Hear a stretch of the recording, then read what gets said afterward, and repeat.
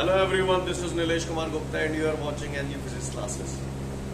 Well, इससे पिछले turn पे हम लोगों ने चैप्टर नंबर 4 शुरू किया था और उस चैप्टर नंबर 4 में मैंने काफ़ी सारी बातें आप लोगों को बताई थी। उम्मीद करता हूँ सारी बातें आपको क्लियर होंगी। उसमें मैंने आपको बताया था जब भी किसी चालक में धारा प्रवाहित की जाती है तो उसके चारों तरफ एक चुंबकीय क्षेत्र उत्पन्न हो जाता है जिसे हम लोग धारा का चुंबकीय प्रभाव कहते हैं। याद है आपको पूरी परिभाषा समझाई थी?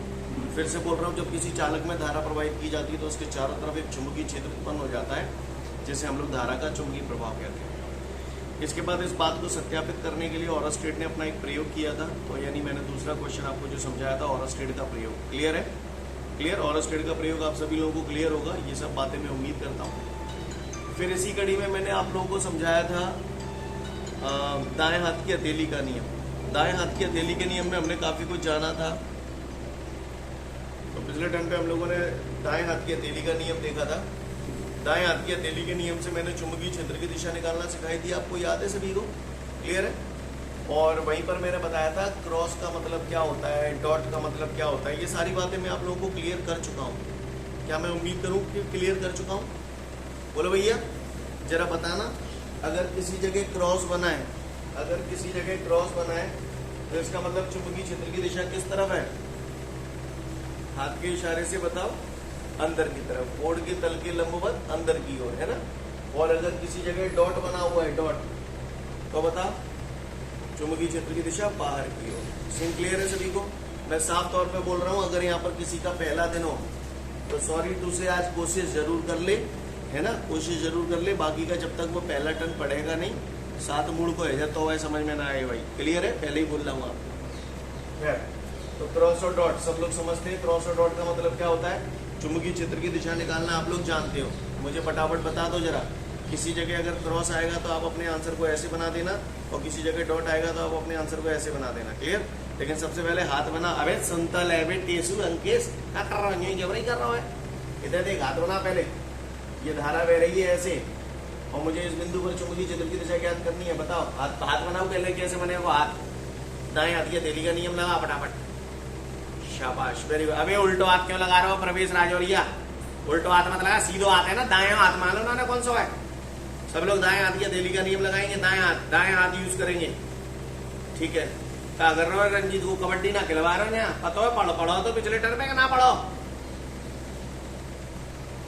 धारा ये जा रही है ऊपर की तरफ, तो अंगूठा धारा की दिशा को प्रदर्शित करता था। याद आ रहा है सभी को?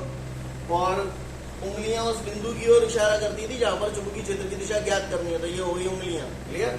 धारा ऊपर की ओर, उंगलियां उस बिंदु की ओर इशारा कर रही हैं। तो मैंने बताया था चुंबकीय क्षेत्र की दिशा हथेली के लंबवत बाहर की ओर होगी। अब मेरी हथेली किस तरफ है आपको दिखाई दे रही है? अब हथेली के लंबवत कैसे होगा आप बताओ? यहाँ क्या बनाऊं? क्रॉस बनाऊं या डॉट बनाऊं? क्रॉस बनाऊं। समझ में आई बात? सीन क्लियर है सभी को? क्रॉस बनेगा। समझ में आई? क्लियर है? चलो एक बार फिर से हाथ बनाओ जरा, देखो थोड़ा सा प्रैक्टिस कराता हूँ तभी आगे बढ़ूंगा, है ना? वैसे तो मैंने पिछले टर्न में दुनिया भर की प्रैक्टिस कराई, पूरा दिन जी में खत्म करता हूँ और फिर वो नहीं सीख पाए तो जाके चुल्लू पर पानी में डूब मरो। बनाओ हाथ इसका। चलो, ये धारा बह रही है जहाँ बिंदु पे चुंबकीय क्षेत्र की दिशा ज्ञात करनी है।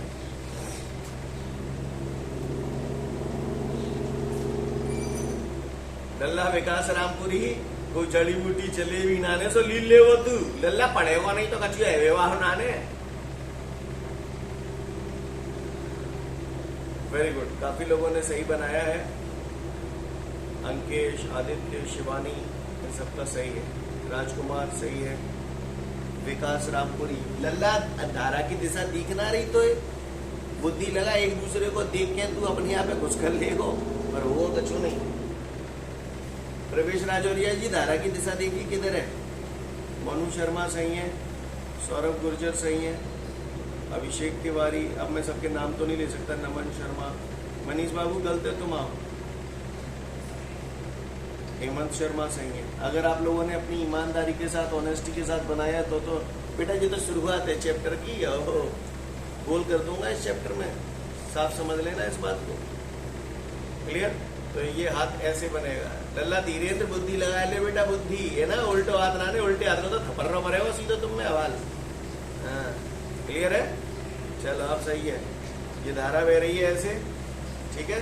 बिंदु ऊपर की ओर है तो उंगलियां बिंदु की ओर इशारा कर रही हैं, तो चुंबकीय क्षेत्र की दिशा हथेली के लंबवत ऐसे बाहर की ओर। समझ में आई बात? तो बताओ यहाँ क्या आएगा, क्रॉस आएगा या डॉट आएगा? डॉट आएगा। समझ में आई बात? डॉट आएगा। क्लियर? ये बात बता चुका हूँ। क्रॉस का मतलब चुंबकीय क्षेत्र की दिशा कहाँ की ओर? अंदर की ओर। और डॉट का मतलब चुंबकीय क्षेत्र की दिशा बाहर की ओर। सीन क्लियर है आप सभी को? बोलो। अब मैं आपको एक चीज दिखा रहा हूँ, उसे ध्यान से देखिएगा। कल जब मैंने आपको परिभाषा पढ़ाई थी धारा के चुंबकीय प्रभाव से आप क्या समझते हैं, तो पूरी परिभाषा आप लोगों को याद तो हो गई थी, लेकिन उसमें एक चित्र बना था। वो चित्र मैंने उस टाइम एक्सप्लेन नहीं किया था, क्योंकि उस टाइम समझाता तो आपको समझ में नहीं आता। आज समझ में आएगा, तो गौर से देखिएगा सब लोग, ठीक है? चित्र को समझते हैं। पहला प्रश्न यही था ना, धारा के चुंबकीय प्रभाव से आप क्या समझते हैं? उसमें चित्र बना है कि नहीं बना? बोलो। नहीं बना तो मैं बता रहा हूँ, पहले सुन लो, पहले देख लो अच्छे से, ठीक है? उसके बाद बनावा बनू भी कर लेंगे अपन लोग। तैयार है हम सब लोग? तो चलिए देखते हैं उस चित्र में क्या कहानी समझाई गई है, उसे हम लोगों को ध्यान से देखना है, ठीक है? तो गौर से देखिए सब लोग। ये देखिए, ये बह रही है धारा, ठीक है बॉस? धारा बहती हुई नजर आ रही है आप सभी को? अच्छी बात है। अब बेटा ये जो धारा बह रही है, तो मुझे मालूम है धारा ये जो बह रही है, तो इसके चारों तरफ चुंबकीय क्षेत्र उत्पन्न होता है। क्या उत्पन्न होता है? चुंबकीय क्षेत्र। आप लोगों ने चैप्टर 1, 2, 3 पढ़ लिए हैं, तो आपको मालूम है जहाँ विद्युत क्षेत्र होता है वहाँ विद्युत बल रेखाएं होती हैं।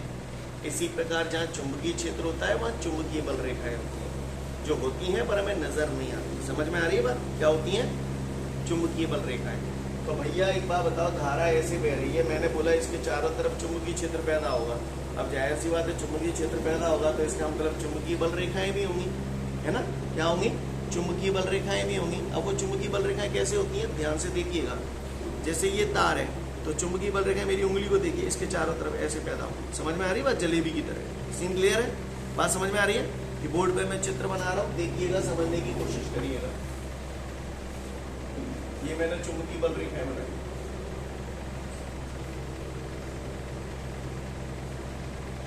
सीन क्लियर है आप सभी को? बोलो भैया, चुंबकीय बल रेखाएं नजर आ रही हैं आपको? बोर्ड पे ये चित्र मुझे ऐसे बनाना पड़ रहा है, लेकिन वाकई में ये गोले ऐसे हैं क्या? वास्तव में ये गोले कैसे हैं बताओ जरा, हाथ के इशारे से उंगलियां घुमा के दिखाओ। हाँ, वेरी गुड प्रवेश, सही बताया। क्लियर? ऐसे है। समझ गए ना मेरी बात को? तार ऐसे है, धारावाही चालक ऐसे है, और इसके चारों तरफ ये ऐसे। समझ गए ना मेरी बात को? गोले कैसे बने? अच्छा एक बात बताओ, ये जितने भी मैंने एक्चुअली ये जो मैंने बनाया है, ये गोले में गलत बोल रहा हूँ, गोले नहीं है, व्रत है। ये क्या है? व्रत। गोले और व्रत में फर्क समझते हो?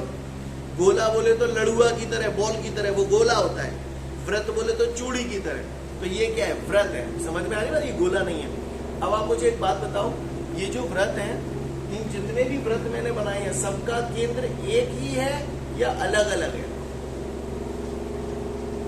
सबका केंद्र एक ही है, सही बोल रहा हूँ? और ये जितने भी मैंने व्रत बनाए हैं, सबका केंद्र या तार पे ही आवेगा, धारावाही चालक पे ही आवेगा?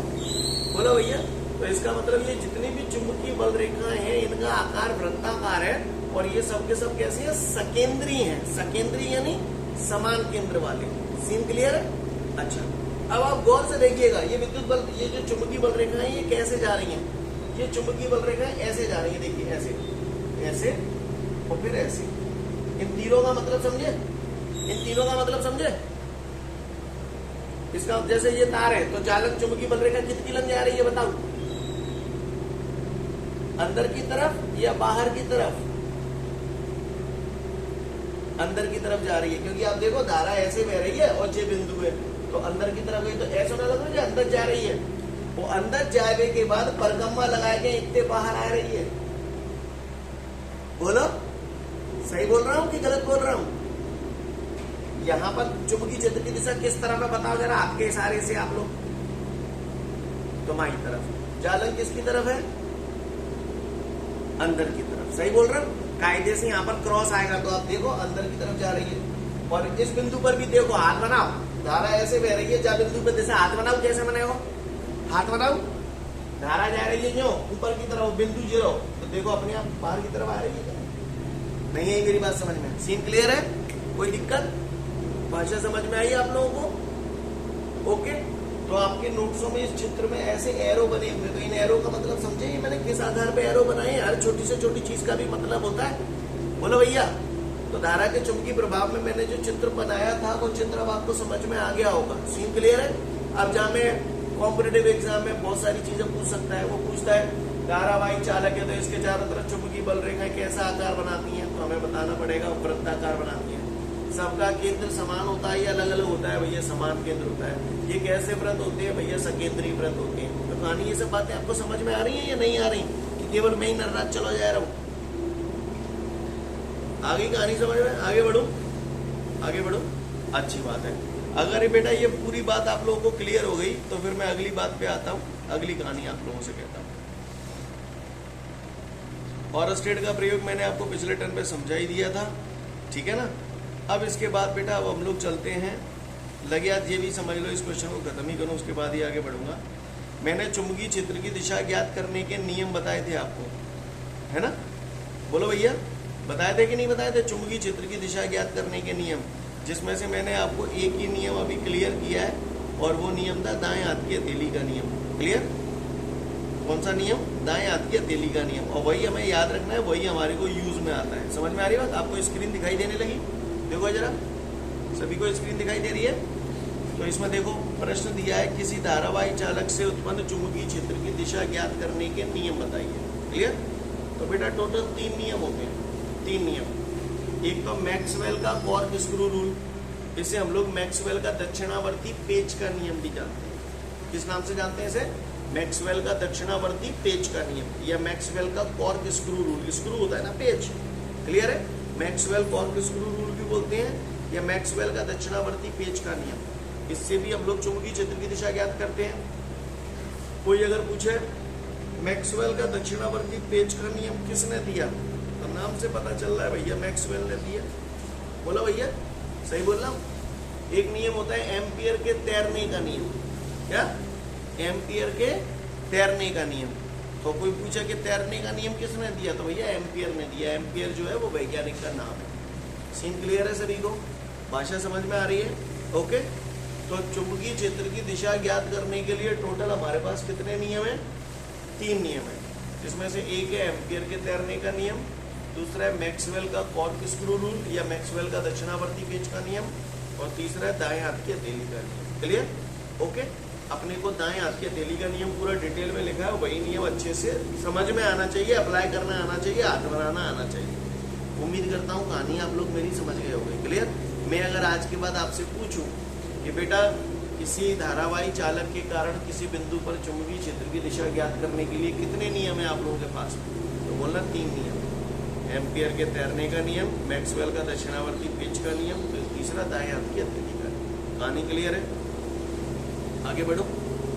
ओके। अगर इतनी कहानी आपको क्लियर है, ठीक है, इसके बाद आपको जो नोट्सों में दिखाई दे रहा है क्रॉस और डॉट, इसके मतलब भी समझा चुका हूं मैं आपको क्या है, ठीक है ना।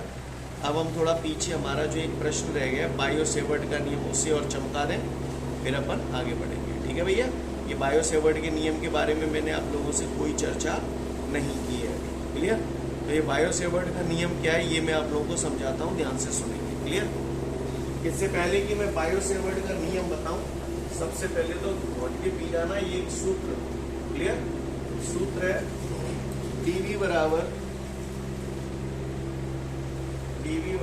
μ0/4 पाई IDL sin theta upon r²। बिल्कुल घोट के पी जाओ इस सूत्र को। यही वो सूत्र है जिसके आधार पर हम लोग इस पूरे क्वेश्चन को तैयार करेंगे। क्लियर? समझ में आ रही है बात? यानी पूरा क्वेश्चन आप लोग जो याद करेंगे वो इसी के आधार पर करेंगे। dv बराबर μ0/4 पाई IDL sin theta upon r²। Clear? हो जाएगा सूत्र याद सभी को? बोलो भैया। ठीक है, कर लोगे, मुझे ऐसा भरोसा है। dv बराबर μ0/4 पाई IDL sin theta upon r²। अब मेरी बात ध्यान से सुनिएगा। आप लोग मंडी जाते हो, मंडी जाते हो तो आप पूछते हो भैया आलू क्या भाव है, आलू क्या भाव है, तो वो बताता है आपको आलू 5 रुपए किलो है, आलू 5 रुपए किलो है। बोलता है कि नहीं बोलता? क्या आपको ऐसा जब आप पूछते हो आलू का भाव क्या है, तो क्या ऐसा बोलता है कि जी भैया इतने ढेरी धरिए, इतने दे जाओ, इतने ले जाओ, ऐसा बोलता है क्या? पूरी ढेरी को दाम तो ना बता, वो 1 किलो को बता दो, क्योंकि 1 किलो को पता होगा तो चाहे जितने को आप निकाल सकते हो। सही बोल रहा हूँ? पेट्रोल बनाने जाते हो, बोले भैया 100 रुपये लीटर है, तो जितने लीटर चाहिए ले लो, पैसा दे दो। ऐसा ही तो होता है, यही तरीका होता है। समझ में आ रही बात। इसी तरीके से फिजिक्स में कहानी है। जैसे ये बातें मैंने आपको विद्युत फ्लक्स वगैरह पढ़ाया था, तभी बताई थी, आज फिर बता रहा। सुनिए, जैसे किसी ने पूछा कि भैया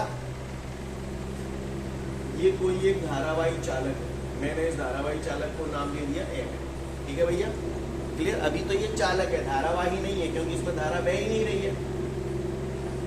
अब ये हो गया धारावाही चालक। सीन क्लियर है बॉस? बोलो भैया, अब ये कैसा चालक हो गया बेटा? धारावाही चालक हो गया।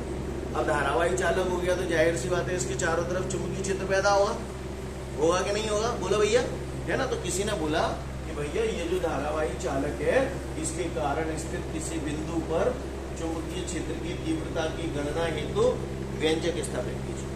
प्रश्न समझ गए? फिर से बोल रहा हूँ, वो कह रहा है ये जो धारावाही चालक है, इस धारावाही चालक के कारण इसके पास स्थित किसी बिंदु पर चुंबकीय क्षेत्र की तीव्रता की गणना हेतु व्यंजक स्थापित कीजिए। प्रश्न समझ में आया पहले कि नहीं आया, ये बताओ। प्रश्न समझ में आ गया सभी को? मैं फिर से बोल रहा हूँ, वो कह रहा है धारावाही चालक के कारण इसके पास स्थित किसी बिंदु पर चुंबकीय क्षेत्र की तीव्रता की गणना हेतु व्यंजक स्थापित कीजिए। अब जो भैया धारावाही चालक, इसकी कोई लंबाई फिक्स तो है नहीं, 1 मीटर लंबाई होगी तो कुछ और, 10 मीटर होगी तो कुछ और। बोलो, धारावाही चालक की लंबाई तो कुछ भी हो सकता है, ये अनंत लंबाई का हो। तो अपन कैसे पता करेंगे? तो अपन लोग क्या करते हैं, सबसे पहले धारावाही चालक पूरे का निकालते हुए इस पे एक छोटा सा टुकड़ा कंसीडर कर लेते हैं, ठीक है। जैसे मैंने इस पे एक छोटा सा टुकड़ा कंसीडर कर लिया, ये ए बी, छोटा सा टुकड़ा बोले तो अल्पांश। अल्पांश का मतलब समझ रहे हो, छोटा सा अंश, अल्प अंश। धारावाही चालक बहुत बड़ा है तो मैंने इस पे से एक छोटा सा अल्पांश चुन लिया, और छोटे से अल्पांश की लंबाई मैंने कितनी मान ली? dl। कितनी मान ली छोटे से अल्पांश की लंबाई? dl। क्लियर? अब आप बताओ, धारा आपको दिखी रही है, यो बह रही है, जा बिंदु पर चुंबकीय क्षेत्र निकालना, हाथ बना दो फटाफट, हमको दिशा बताओ कितना होगी जा बिंदु पे।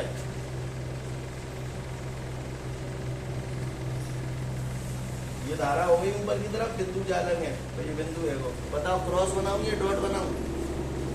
क्रॉस बनाऊं या डॉट बनाऊं?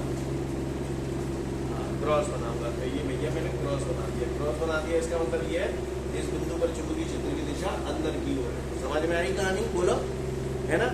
तो वैज्ञानिक बायो और सेवर्ट ने बोला, अच्छा ये जो अल्पांश है, अल्पांश के कारण इस बिंदु तक की दूरी मैंने मान लिया कितनी है? r है। और ये अल्पांश और ये जो रेखा जो कि अल्पांश और इस बिंदु को मिला रही है, इनके बीच का कोण है थीटा। कितना मान लिया मैंने? थीटा। तो वैज्ञानिक बायो और सेवर्ट जो थे, दोनों अलग अलग वैज्ञानिक थे, दोनों ने मिलकर इस प्रयोग को किया, इसलिए हम लोग इसे बायो सेवर्ट का नियम भी बोलते हैं, है ना। बायो सेवर्ट ने अपने नियम में ये बोला कि अल्पांश के कारण, अभी अपन ने पूरे धारावाही चालक के कारण नहीं निकाली है, ये पूरी चैप्टर की जड़ यही है। हर जगह जहां पर भी हम किसी बिंदु पर चुंबकीय क्षेत्र की तीव्रता निकालेंगे तो सबसे पहले अल्पांश के कारण निकाल लेंगे, अल्पांश के कारण ये आ जाएगी, फिर पूरे का निकालने के लिए समाकलन कर देंगे। समझ में आ रही? पहले भी बताया था, टोटल निकालने के लिए समाकलन करते हैं। बोलो, सही बोल रहा हूं कि नहीं? तो भैया अल्पांश के कारण किसी बिंदु पर चुंबकीय क्षेत्र की तीव्रता, तो बायो सेवर्ट ने अपने नियम में बोला कि अल्पांश के कारण किसी बिंदु पर चुंबकीय क्षेत्र की तीव्रता जो होती है वो चालक में प्रवाहित होने वाली धारा के समानुपाती होती है। रचना करना मुझे सूत्र याद है, मैं देख देख के करते हैं। वो dv समानुपाती आई, समीकरण नंबर 1। सीन क्लियर है भैया सभी को? बोर्ड पे जो लिखा हो वो दिख रहा है आपको? बोलो। दूसरा उन्होंने बोला कि अल्पांश के कारण किसी बिंदु पर चुंबकीय क्षेत्र की तीव्रता अल्पांश की लंबाई के समानुपाती होती है, dl है वो। समझ में आई मेरी बात? तीसरा उसने बोला अल्पांश के कारण किसी बिंदु पर चुंबकीय क्षेत्र की तीव्रता sin थीटा के समानुपाती होती है। बोला भैया, सीन समझ में आ रहा है सभी को? बोलो। चौथा उन्होंने बोला अल्पांश के कारण किसी बिंदु पर चुंबकीय क्षेत्र की तीव्रता अल्पांश से लेके उस बिंदु तक के बीच की दूरी के वर्ग के व्युत्क्रमानुपाती होती है। सीन क्लियर है भैया सभी को? कागजों को परेशानी है? चारों समीकरणों को मिलाने पर, चारों समीकरणों को मिलाने पर, चारों समीकरणों को अगर मिलाऊंगा तो ये बन जाएगा बेटा हमारा dv समानुपाती IDL sin theta upon R square. Scene clear है भैया? बोलो। अब मुझे मालूम है जब भी समानुपाती का चिन्ह हटता है नियतांक आता है। बोलो भैया, आता है कि नहीं आता? तो नियतांक आएगा तो डीवी बराबर ये आ गया बेटा हमारा, डीवी बराबर के IDL sine theta upon R square. ये यहाँ पर एक समानुपाती नियतांक है। क्लियर है? ओके, आगे बढ़ूं? आगे बढ़ता हूं। अगर इतनी बात समझ में आ गई तो अगली बात आती है डीवी बराबर। अब ये जो के का मान है ना, ये अलग अलग पद्धतियों में अलग अलग होता है, मापन की पद्धतियों पर निर्भर करता है। अगर हम सीजीएस पद्धति में मान की गणना करेंगे, सीजीएस पद्धति में हमें सूत्र निकालना है तो हम रखेंगे के की जगह। बताओ वहां पे क्या रखते थे चैप्टर 1, 2, 3 में? सीजीएस पद्धति में के का मान कितना रखते थे आप? ऐसे रखते थे ना? सीजीएस पद्धति में कितना रखते थे? 1। सीजीएस पद्धति में तो बोलो भैया कोई वैल्यू नहीं होती थी इसकी। बोलो, सही बोल रहा हूं? और एसआई पद्धति में 1/4πε0 आता था, अगर आपको याद हो तो। बोलो भैया। इसी तरीके से सीजीएस पद्धति में के की वैल्यू 1 होती है, समझ रहे हैं? लेकिन एमकेएस पद्धति या एसआई पद्धति की अगर मैं बात करूं तो ये जो के का मान होता है ना, के बराबर ये होता है μ/4π। तो के की जगह μ/4π रखूंगा तो μ/4π तो पैसों की पैसों आएगा, बचोगा I D L sine theta upon R square. Step समझ में आ रहे हैं भैया? बोलो, आगे बढ़ो। आगे बढ़ रहा हूं। तो डीवी बराबर म्यू का एक सूत्र और होता है, म्यू बराबर होता है म्यू बराबर होता है mu R into mu zero. तो म्यू की जगह मैंने चमका दिया mu R into mu zero, 4π पैसों की पैसों I D L sine theta upon R square. Scene clear है यहाँ तक सभी को? बोलो भैया, आगे बढ़ रहा हूँ। इसके बाद म्यू आर का जो मान होता है म्यू आर बराबर होता है 1 हवाई निर्वात हेतु। जैसे आपने माध्यम का परावर्तितांक देखा था, के बराबर 1 हवाई निर्वात हेतु चैप्टर 1, 2, 3 में, ऐसे यहाँ पर म्यू आर बराबर 1 होता है। किसके लिए? हवाई निर्वात हेतु। तो हवाई निर्वात हेतु म्यू आर बराबर 1 रख दोगे तो क्या आ जाएगा? डीवी बराबर μ0/4π I D L sine theta upon R square. Scene clear है? ये है बायो-सेवर्ट के नियम का सूत्र जो इस चैप्टर की जड़ है, यानी आगे के सारे काम जो होंगे उनका श्रीगणित इसी सूत्र से होगा। समझ में आ रही है बात? क्लियर है? मैं ये जो सूत्र आया है ये क्या आया है? ये सूत्र आया है, ये आया है, देखो वो पूछता है धारावाही चालक पर स्थित अल्पांश के कारण उसके पास स्थित किसी बिंदु पर चुंबकीय क्षेत्र की तीव्रता का सूत्र आया है। अगर मैं ज्यादा रामायण नहीं पढ़ूं और शॉर्ट में बोलूं तो ये हमने क्या निकाला है? अल्पांश के कारण किसी बिंदु पर चुंबकीय क्षेत्र की तीव्रता। पूरे को निकालना हो तो समाकलन कर दो, पूरे को आ जाओ। कहानी समझ में आ रही है बॉस? यही सीन चलेगा अब आगे। पेट्रोल पंप पे जाते हो, पेट्रोल क्या भाव है? बोलता है 100 रुपए लीटर। गुंजो ना बता कि पूरा पेट्रोल पंप खरीद ले हुए थे, पैसा दे जा। बोलो, सही बोल रहा हूँ? ऐसे तो नहीं बोलता ना? तो बस वही कहानी है। क्लियर? ये वही पेट्रोल का भाव है 100 रुपया लीटर, यानी अल्पांश के कारण किसी बिंदु पर चुंबकीय क्षेत्र की तीव्रता। अपन जितनी भी जगह आगे बहुत सारे क्वेश्चन पढ़ेंगे, सब जगह यही प्रोसेस चलेगी। पहले लिखेंगे अल्पांश के कारण किसी बिंदु पर चुंबकीय क्षेत्र की तीव्रता, सीधा जवाब सूत्र निकाल लेंगे, लगा देंगे, ठीक है? और फिर पूरे को निकालना हो तो अपन क्या करेंगे? समाकलन कर देंगे। बताऊंगा जब आएगा जगह पे, ठीक है? फिलहाल ये बात समझ में आई आपको? बायो-सेवर्ट का नियम सूत्र बिल्कुल टकाटक याद होना चाहिए, जैसे सारे काम होंगे। मैं फिर भी तुमसे पूछेंगे काहे रे बायो-सेवर्ट के नियम को सूत्र का है, तो उस टाइम आपको मुझसे बोलना होगा डीवी बराबर μ0/4π I D L sine theta upon R square. Clear? फिर से बोल रहा हूं, डीवी बराबर μ0/4π I D L sine theta upon R square. Scene clear है? जैसे अपन ने अगर पहले ही, अगर आपको याद हो 1/4πε0 की वैल्यू फिक्स होती थी, 9 × 10⁹ न्यूटन मीटर स्क्वायर पर कूलम स्क्वायर फिक्स होती थी। वैसे ही यहाँ पर भी सुन लो, यहाँ पर क्या होगा जब अपन सूत्र इसको एसआई पद्धति में इस्तेमाल करेंगे, एसआई पद्धति में, तो यहाँ पर ये जो μ0/4π है उसका मान फिक्स होता है। कंठस्थ याद भी होना चाहिए। जैसे आपने देखा था जब आपने पुराना पढ़ा था 1/4πε0 की वैल्यू जगह जगह आपको इस्तेमाल करनी पड़ती थी, 9 × 10⁹। ऐसे ही यहाँ पर अब जो चलेगा μ0/4π का मान होता है 10⁻⁻7 न्यूटन प्रति एम्पियर स्क्वायर। बिल्कुल घोट के पी जाना। समझ में आ रही है बात? बिल्कुल घोट के टकाटक। म्यू 0/4 का मान कोई पूछे, म्यू 0/4 नियतांक होता है, इसका मान होता है 10⁻⁻7 न्यूटन प्रति एम्पियर स्क्वायर। ये तो ऐसा ही पद्धति में। अब अगर जई सूत्र में सीजीएस पद्धति में लिखना है, आपको याद है वहां पर एसआई से सीजीएस में कन्वर्ट कर देते 1 2 3 चैप्टर में, तो 1/4 हटा देते थे, याद आ रहा है। इसी तरीके से यहाँ पर इसे एसआई से सीजीएस में बदलेंगे तो ये म्यू 0/4 हट जाएगा, केवल क्या रहेगा ideal sine theta upon R square.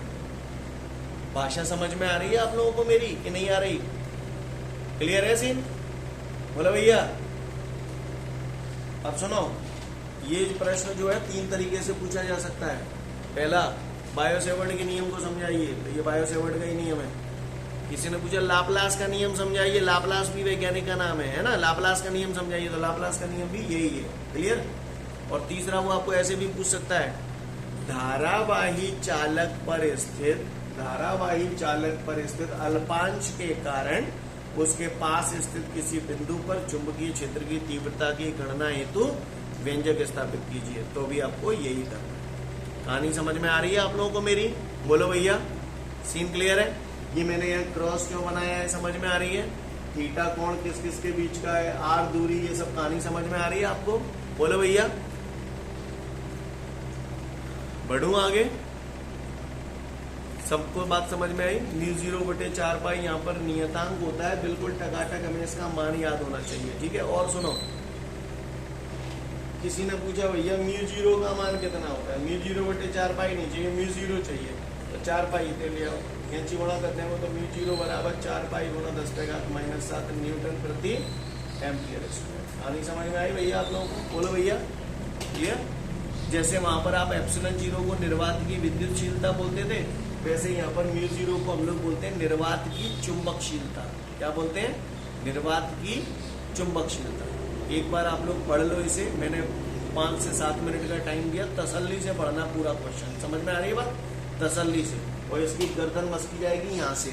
ये सूत्र पहले कंठस्थ याद कर लो, जय में देख देख के समीकरण बन जाएंगे और पूरा काम है जाओ। समझ में आ रही है बात?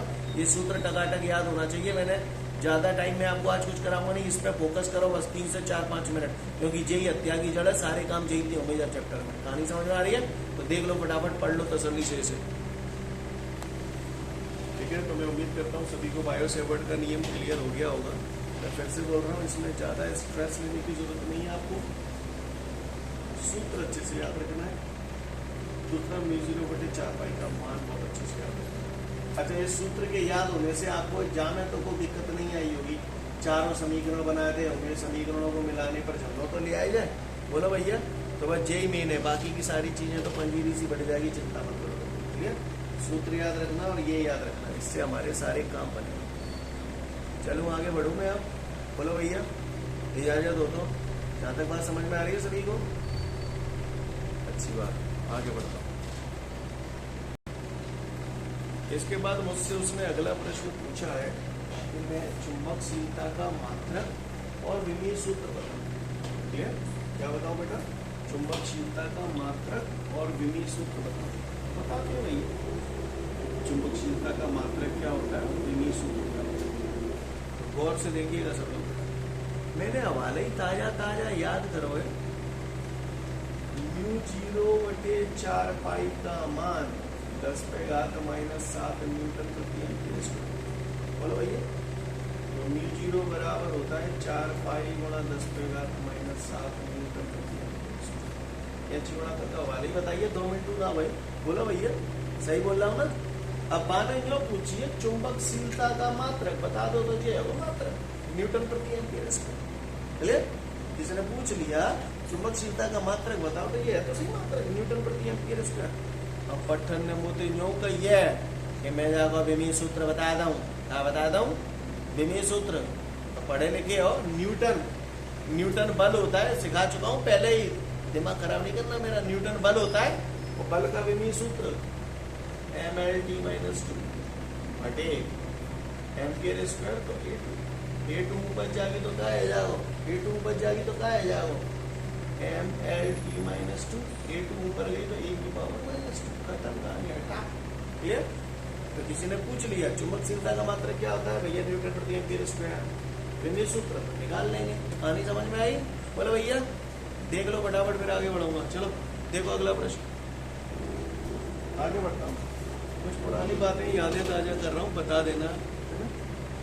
किसी ने बोला, आपको याद होगा, आवेश के मात्रक पूछ रहा हूँ आज मैं आपसे। आवेश के मात्रक आपने मुझे बताया थे, चैप्टर 1 में मैंने पढ़ाया था। मैंने बताया था 2 प्रकार के मात्रक होते हैं। एक होते हैं ESU मात्रक, जिससे आप लोग स्थिर विद्युत मात्रक बोलते हो, इलेक्ट्रोस्टैटिक यूनिट, यानी कि स्थिर वैद्युत मात्रक ESU।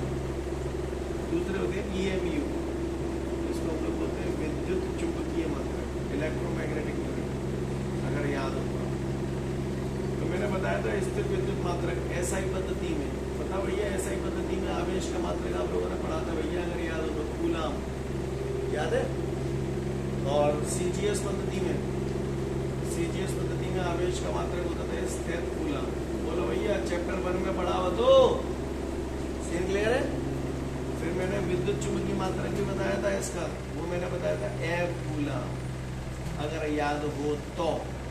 चलिए, और मैंने यहाँ पर कुछ संबंध भी बताए थे, कूलाम और स्थिर कूलाम के बीच में संबंध होता है। तो वो संबंध होता है हमारा बेटा, 1 कूलाम बराबर 3 × 10⁹ स्थिर कूलाम, याद हो तो, ठीक है। और 1 एफ कूलाम बराबर होता है 10 कूलाम। बोलो अगर नहीं पढ़ा हो तो, ये चैप्टर 1 में पढ़ा हो तो पहले हाँ या ना में जवाब दे। पढ़ा हो तो कि नहीं पढ़ा हो तो, चैप्टर 1 में पढ़ा हो तो सेम टू यू है। आज वो मुझसे ये पूछ रहा है, वहां पर आवेश के मात्रक पूछ रहा था, बस वहां पे जाने का कर्तव्य है, आवेश की जगह धारा करते। ये जो कह रहा धारा के मात्रक बताओ, तो वो मालूम है धारा को मात्रक आ जाओ।